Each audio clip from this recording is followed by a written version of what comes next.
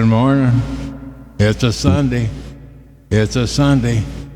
You know, we're almost out of August. We're almost into what they call the Indian summer, I guess. I don't know. I can't remember when that was actually, but you know, I looked at the weather forecast this morning and I put my head down. I put my head down. I held it with my hands and I said, the heat's almost over, a little longer. I gotta love it, man. Gotta love it. Gotta love it. But I'll tell you what, we were coming home last night and it was just as the sun was going down. It was 102 outside, but it was 111 not too long before that. And I'll tell you, that temperature change, and then as we came home, the temperature changing, and we rolled the windows down. Oh, it was beautiful. It was really nice. Okay, here we go. Here we go.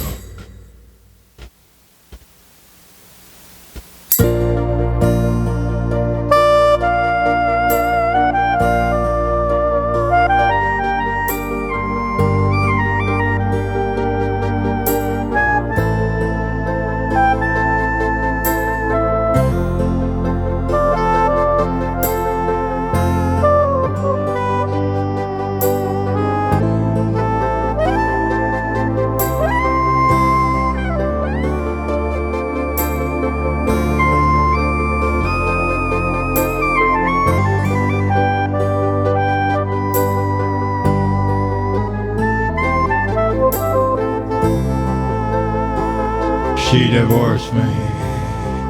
It was her decision, man. She divorced me. It was her decision. I've been around a few times before this, but it still hurt.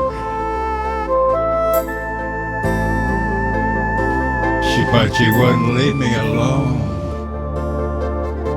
After the divorce went through, she began to visit me. It was always late in the afternoon, and she would say, I want to spend the night with you.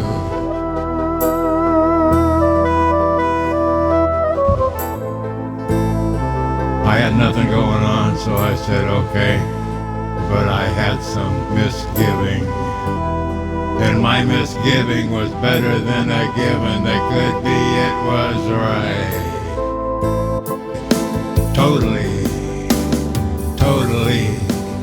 Totally right. My misgiving was so right. It drove me crazy. I couldn't say no to this person. I couldn't say no to this person, 'cause the thing that she was after was beautiful, but crazy in its extent. It was not gonna be lasting, it was just a one-night stand. But many of nights it was just a one-night stand that traveled too many, driving me crazy, baby. It was driving me crazy.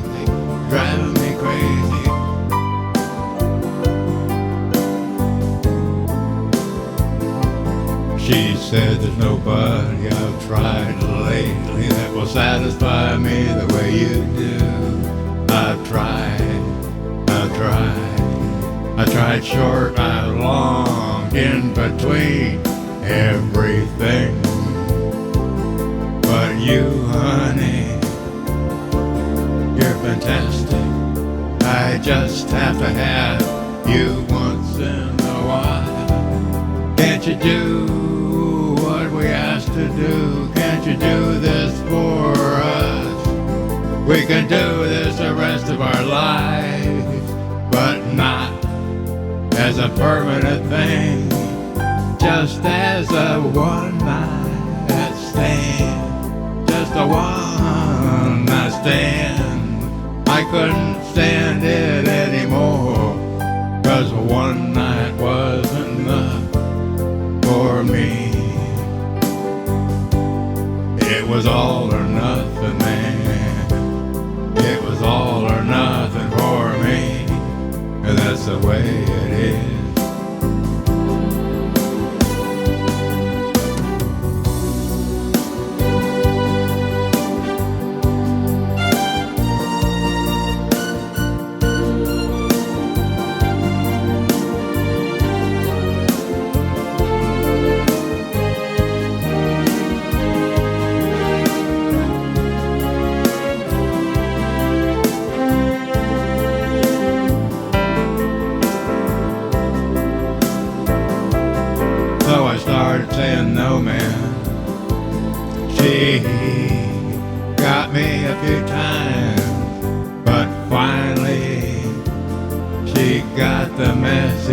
left me alone for a while. Then it started happening again. I said I'm seeing other people and I don't want to see you no more, no more. I'm seeing other ladies and I don't want to see you no more, no more. I've had it with your conniving and you're taking advantage of my feelings. I've had enough. I've had enough.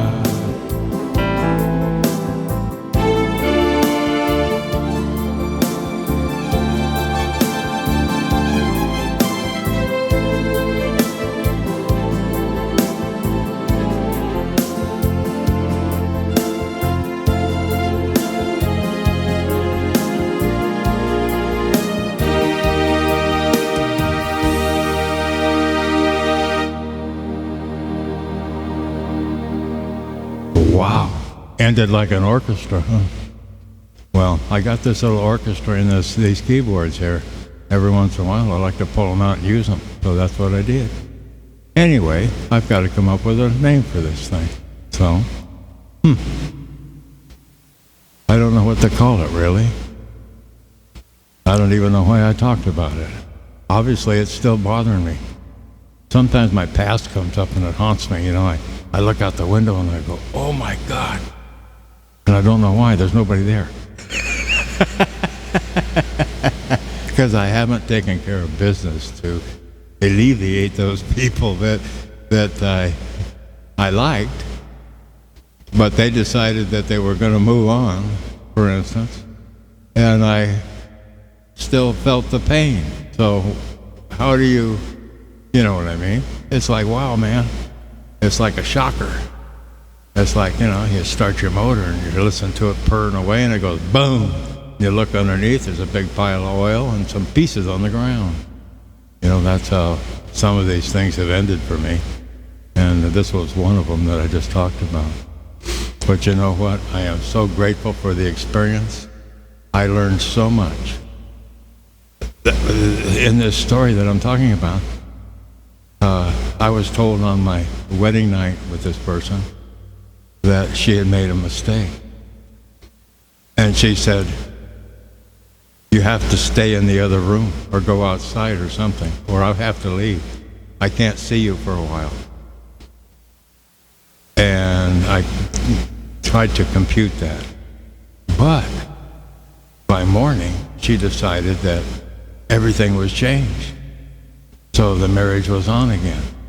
And then it was off again. Then it was on again. And then finally she divorced me, and then it was on again. Then it was off again. And I finally had to say no, because my light switch broke. And the lights weren't going to come on no more. Anyway, but I'm so grateful that happened. It helped me say no a lot easier in the future. I'm not talking about no about those kind of things. I'm saying, like, I'm going to the grocery store and she says, this has been leaking, but I'll patch it. Is it okay if it's a little low? No, it's not. It's a little low and it's also lost its fizz. Because Coca-Cola won't last like that. So give me a new bottle. Sir, you could have dropped it. And I said, if I dropped it, it'd still be where it fell. And then I say no. Because I knew that I didn't do anything wrong. I took it off the shelf, I put it in the cart, and when I got there, it was leaking. Well, it was probably leaking when I took it off the shelf, just a little drop at a time. But it obviously had been leaking before. So I just held my ground, and I do a lot of that now, more than I ever did before. All these things that happen like that in our lives are for a reason, I think. Because I've always found a reason for why it happened. So to me, that's like these things have happened to help me grow, to help me be a better person, to be okay with me, the person that's inside of me. Anyway, I'll shut up and hey, I hope you guys have a wonderful, wonderful day, It's a good one to have, I'll tell you. See ya.